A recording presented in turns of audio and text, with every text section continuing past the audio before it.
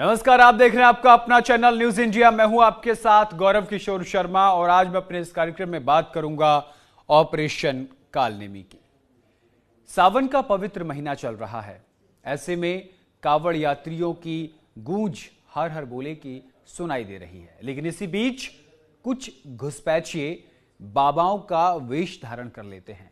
इन्हीं तमाम चीजों पर रोक लगाने के लिए उत्तराखंड के मुख्यमंत्री पुष्कर सिंह धामी ने एक ऑपरेशन लॉन्च किया, ऑपरेशन कालनेमी।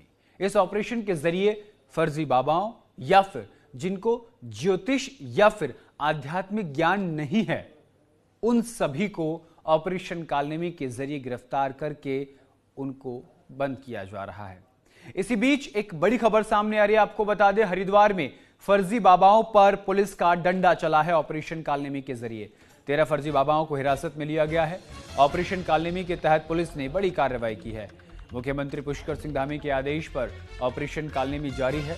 देहरादून के बाद कांवड़ मेले क्षेत्र में कई ऐसे कालनेमी पकड़े गए हैं जो बाबा का वेश धारण कर हरिद्वार आने वाले श्रद्धालुओं को परेशान कर रहे थे, जिसके बाद हरिद्वार पुलिस ने ऑपरेशन कालनेमी चलाकर 13 फर्जी बाबाओं को पकड़ा है। ये लोग साधु का वेश धारण कर आमजन को गुमराह कर रहे थे।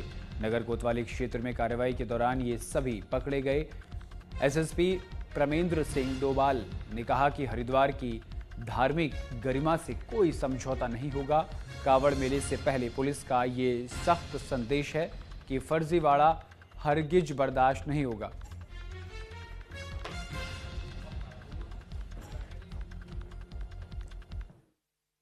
पूछताछ उस समय भी की जा रही है और शायद माननीय मुख्यमंत्री जी ने ऑपरेशन कालनेमी के उसमें एक अभियान जो हम लोगों के द्वारा चलाया जा रहा है, उसमें अभी हम लोगों के द्वारा वेरिफिकेशन की कार्रवाई की जा रही है। इसमें कुछ संदिग्ध लोगों को पकड़ा गया है, उसमें आगे जो भी कार्रवाई होगी सबका अवगत कराया जाएगा। देखिए, अभी क्योंकि संख्या लगातार बढ़ रही है, आपको कल तक मैं इसके बारे में सही जानकारी दे पाऊंगा। चलिए, ग्राफिक के जरिए आपको बताने, दिखाने, समझाने का प्रयास करेंगे कि आखिर ऑपरेशन कालनेमी की जरूरत क्यों पड़ी। देखिए, सबसे पहले आपको बता दें आखिर ऑपरेशन कालनेमी है क्या और इसकी जरूरत क्यों पड़ी। कई जगहों से क्षदम वेशधारी असामाजिक तत्व पकड़े जा रहे थे। साधु संतों के वेश में भोले भाले को ठगने का काम कर रहे थे। जो लोग भोले भाले कांवड़ यात्रा लेने गए कांवड़ मार्ग पर, उनको ठगने का काम कर रहे हैं। कांवड़ यात्रा में बड़े पैमाने पर असामाजिक तत्व प्रवेश कर जाते हैं। ऑपरेशन कालनेमी के जरिए असामाजिक तत्वों को बेनकाब किया जा रहा है। चलिए, अब आपको बताते हैं क्या है ऑपरेशन कालनेमी। आधुनिक कालनेमियों यानी कि ठग के प्रपंचों का अंत, श्रद्धालुओं की सुरक्षा सुनिश्चित करना, कांवड़ यात्रा की पवित्रता बनाए रखना और आस्था की आड़ में ठगी अपराध रोकने के लिए साधुओं के वेश में ठगों को पकड़ना प्राथमिकता है और उसी को लेकर ऑपरेशन कालनेमी की शुरुआत की जा रही है। आपको बता दें कि ऑपरेशन कालनेमी के जरिए जो लोग घुसपैठिए हैं, जिस तरीके से कल देहरादून से खबर सामने आई कि एक बांग्लादेशी को साधु के वेश में गिरफ्तार कर लिया गया, वैसे ही हरिद्वार से लेकर हरियाणा के मार्ग पे और उत्तर प्रदेश की तरफ आने वाले मार्गों पर पुलिस ने अपनी सख्ती बढ़ा दी है। ये ऑपरेशन सिर्फ उत्तराखंड प्रदेश तक ही सीमित है। अभी उत्तर प्रदेश में इस तरीके का कोई ऑपरेशन नहीं चलाया जा रहा है। आपको ये भी बता दें कि जिस तरीके से उत्तराखंड के मुख्यमंत्री पुष्कर सिंह धामी ने यह ऑपरेशन शुरू किया है, उसके बाद अब जो लोग रास्ते में गांजा, सुल्फा, चिलम या कोई ऐसा असामाजिक कृत्य करते हैं, उन सभी को गिरफ्तार किया जा रहा है। जो साधुओं के वेश में तो हैं, लेकिन वो ठगी का काम कर रहे हैं, पुलिस उनको भी गिरफ्तार कर रही है।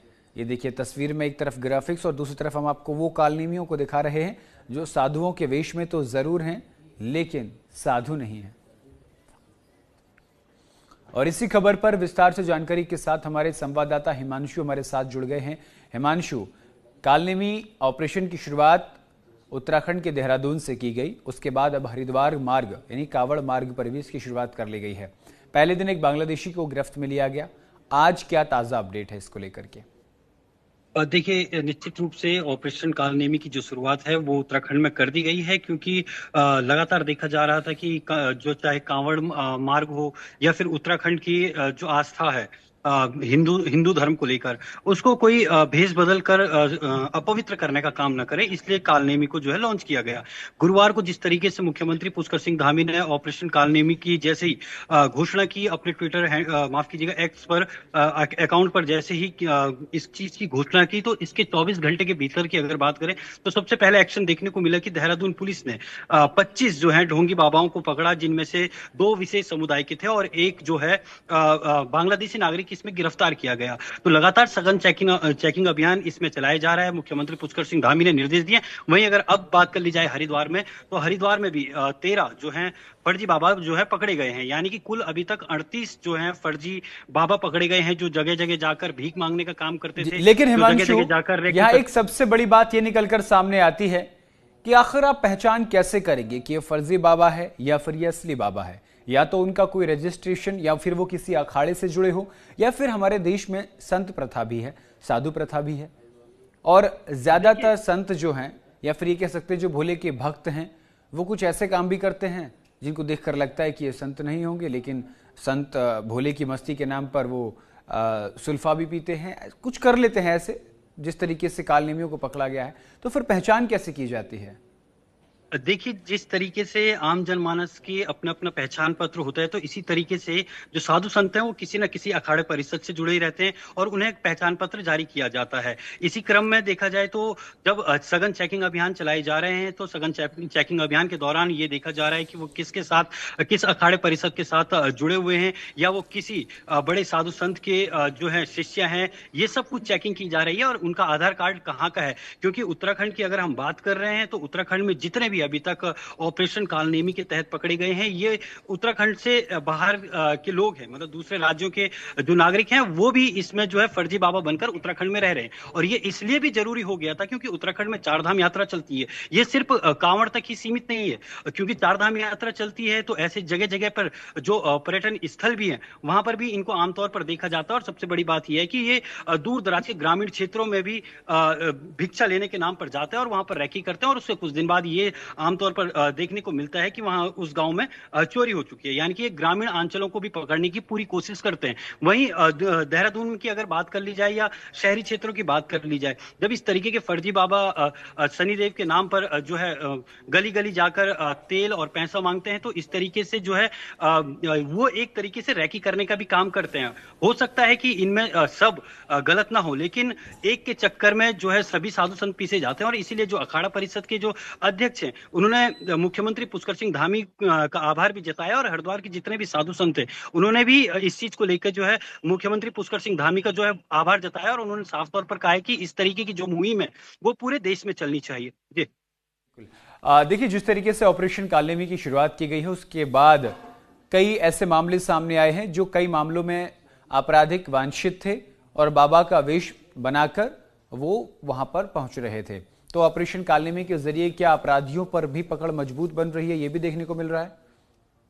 देखिए, क्योंकि उत्तराखंड में कांवड़ यात्रा इस वक्त चल रही है, और कांवड़ यात्रा के दौरान सरकार का एक ही लक्ष्य है कि जो पवित्रता है कांवड़ यात्रा की वो बनी रहे। ऐसे में कुछ जो भेष बदल कर अपवित्र करने की कोशिश करते हैं, तो उनको कहीं ना कहीं पकड़ने का ये प्रयास किया जा रहा है। और जब उनकी सघन चेकिंग अभियान के दौरान वो लोग पकड़े जा रहे हैं, तो इस दौरान उनका अधिक जो रिकॉर्ड है वो भी खंगालने का काम उत्तराखंड पुलिस कर रही है। और धीरे धीरे ये भी देखा जा रहा है कि इनका कोई आपराधिक इतिहास ना हो। अगर आपराधिक इतिहास होगा तो वो उन पर कड़ी कार्रवाई की जाएगी। अभी फिलहाल जो है फर्जी भेष बनने के चक्कर में जो ये फर्जी बाबा बने बैठे पड़े हैं, इनको धारा बीएनएस की धारा 177 के तहत इनको जेल भेजा जा रहा है, यानी कि ये फर्जीवाड़ा कर रहे हैं, ठगी करने का काम कर रहे हैं, तो ऐसे में ये इनको जेल भेजा जा रहा है। हालांकि इनके आपराधिक इतिहास खंगालने की बात उत्तराखंड पुलिस जरूर कर रही है, और उसके बाद आगे की कार्रवाई इस पर की जाएगी। ठीक है, बहुत बहुत शुक्रिया हिमांशु तमाम जानकारी के लिए।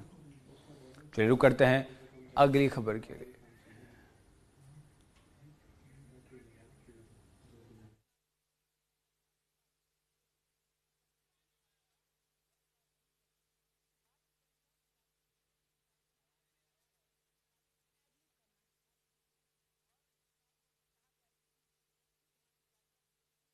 के जरिए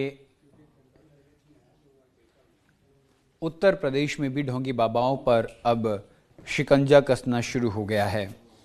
तो न सिर्फ उत्तराखंड बल्कि उत्तर प्रदेश में भी जो उत्तराखंड से लगे हुए इलाके हैं वहाँ पर देखने को मिल रहा है कि किस तरीके से जो ढोंगी बाबा हैं उन पर शिकंजा कसा जा रहा है। अभी तक 38 ढोंगी बाबाओं को गिरफ्तार कर लिया गया है। ऑपरेशन कालनेमी के जरिए तस्वीरों में आप देख सकते हैं ये सभी बाबाओं का वेश बनाकर घूम रहे थे।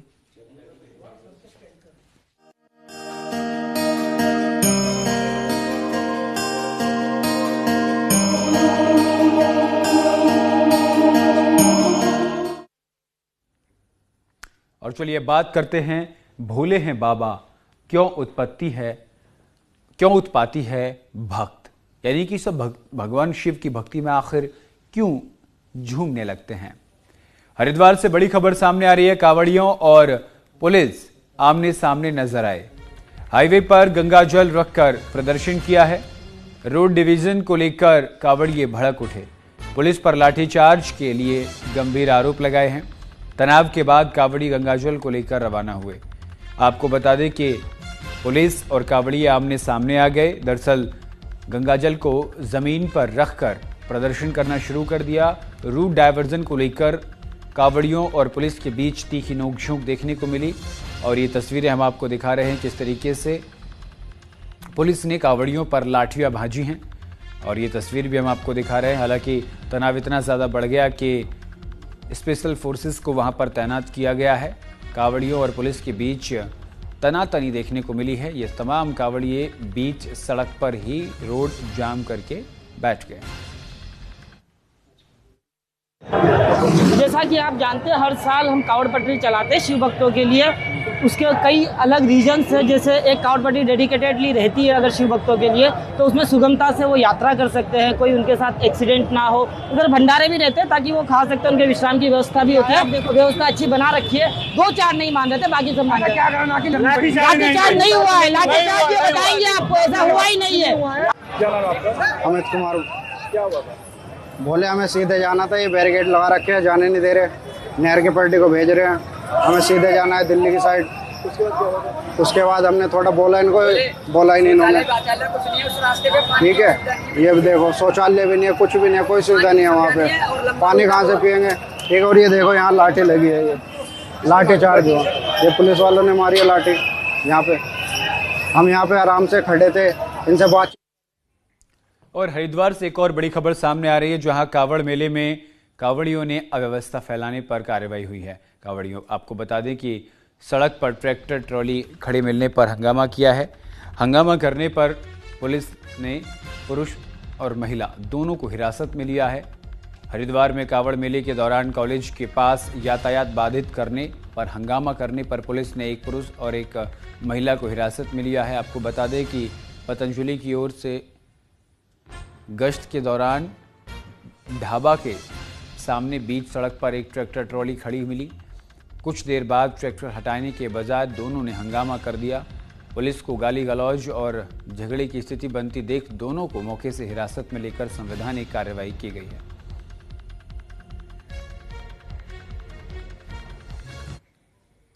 और हरिद्वार से बड़ी खबर सामने आ रही है। कावड़ यात्रा से पहले बारदाबाद में फ्लैग मार्च किया गया। पतंजलि फ्लाईओवर से कोर कॉलेज तक मार्च किया गया। पुलिस और पैरामिलिट्री फोर्सेस ने मार्च निकाला है। फ्लैग मार्च के जरिए सख्त संदेश दिया गया है। अफवाह फैलाने वाले उपद्रवियों पर कड़ी नजर रखी जाएगी, ये बात भी कही गई है। और हरिद्वार में कावड़ यात्रा को लेकर प्रशासन सख्त नजर आ रहा है। वैरागी कैंप का जिलाधिकारी मयूर दीक्षित ने निरीक्षण किया है। पेयजल आपूर्ति में लापरवाही न होने का आदेश दिया है। करंट की शिकायत पर तत्काल कार्रवाई के सख्त आदेश दिए गए हैं। कावड़ियों को जागरूक करने, गंदगी न फैलाने का निर्देश दिया गया है। हरिद्वार कावड़ यात्रा को सफलतापूर्वक कराने के लिए वैरागी कैंप में बनाई गई है, जिसका निरीक्षण जिलाधिकारी मयूर दीक्षित ने किया। इस दौरान जल निगम एवं जल संस्थान के अभियंताओं को निर्देशित किया गया कि वो पार्किंग स्थल पर पेयजल की आपूर्ति सुचारू रहे, इसमें किसी भी प्रकार की कोई लापरवाही ना हो। उन्होंने निर्देश दिया कि कहीं पर भी करंट की स्थिति ना हो। करंट की सूचना प्राप्त होने पर तत्काल कार्यवाही सुनिश्चित की जाए ताकि कोई भी घटना ना घटित हो पाए। जिलाधिकारी ने नगर निगम के अधिकारियों को पार्किंग स्थलों एवं हर की पैड़ी क्षेत्र में सफाई रखने के निर्देश दिए हैं और कांवड़ियों को जागरूक करें कि हर की पैड़ी क्षेत्र में गंदगी न करें।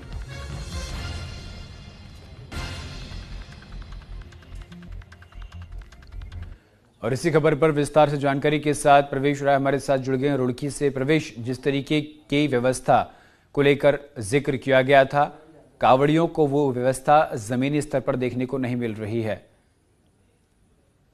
जी, मैं आपको बता दूं कि एसएसपी हरिद्वार और डीएम हरिद्वार लगातार निरीक्षण कर रहे हैं। आए दिन लगातार निरीक्षण किया जा रहा है और आज ही कांवड़ मेला शुरू हुई है और आज ही जो एसएसपी हरिद्वार और डीएम हरिद्वार हैं बिल्कुल मैदान पर उतरकर खुद चाक चौबंद जो व्यवस्थाएं हैं उनका जायजा ले रहे हैं। और इसी बीच जब यहाँ पे सिंह द्वार में यहाँ पे जो कांवड़ पटरी मार्ग है उससे कांवड़ियों को भेजा जा रहा था, लेकिन कुछ कांवड़ी ऐसे तो जो हाईवे पर जाने की मांग कर रहे थे, लेकिन जो प्रशासन की टीम थी, प्रशासन के आला अधिकारी टीम का कहना था कि आप कांवड़ पटरी मार्ग से ही जाएंगे, क्योंकि आपको बता दें कि जो व्यवस्थाएं हैं वो व्यवस्थाएं कांवड़ पटरी मार्ग पर ही करी गई थी पैदल वाले जाने वालों के कांवड़ियों के लिए। लेकिन वो इसी बात को लेकर अड़े रहे और तनातनी चलती रही। लगातार इसी में तनातनी चलने के बाद प्रशासन को लाठीचार्ज भी करना पड़ा, लेकिन उसके बाद जो वहां के हालात थे वो सुगम हो गए और उसी को लेकर के वहां पे जो व्यवस्थाएं हैं वो पूर्ण रूप से फिर से चालू हो गई और वहां पे मतलब जो मौके वारदात की स्थिति है वो कुछ इस तरीके से है कि खुद कांवड़िए जो है वो उत्पाती हो रहे हैं, वो प्रशासन का सहयोग नहीं कर रहे हैं और इसीलिए परेशानी का सामना करना पड़ रहा है। जो कांवड़िए हैं जो भोले की भक्ति में लीन हैं वो तो कांवड़ पटरी मार्ग से ही जा रहे हैं, लेकिन जो कांवड़ियों के रूप में जो उपद्रवी लोग हैं वो नहीं मान रहे हैं। उनका कहना है कि हम इधर से ही जाएंगे। प्रशासन की टीम से बिल्कुल अड़ने को तैयार हैं, लड़ने को तैयार हैं, लेकिन ये कुछ लोग ऐसे हैं जो बिल्कुल ही मानने को तैयार नहीं है। लेकिन इन उपद्रवियों के खिलाफ कल जो है इन्होंने गाड़ी में तोड़फोड़ करी थी, परसों रात हरिद्वार में भी करी थी, रुड़की में भी करी थी। तो हरिद्वार में जो है 3 के खिलाफ मुकदमा लिखा गया था और रुड़की में 5 के खिलाफ मुकदमा लिखा गया था। तो जो उपद्रवी लोग हैं प्रशासन का साफ तौर से कहना है कि जो भोले की भक्ति में लीन है वो प्रशासन से नाक मिलाकर के अपनी व्यवस्थाओं को लेकर के पूर्ण रूप से चलता रहे।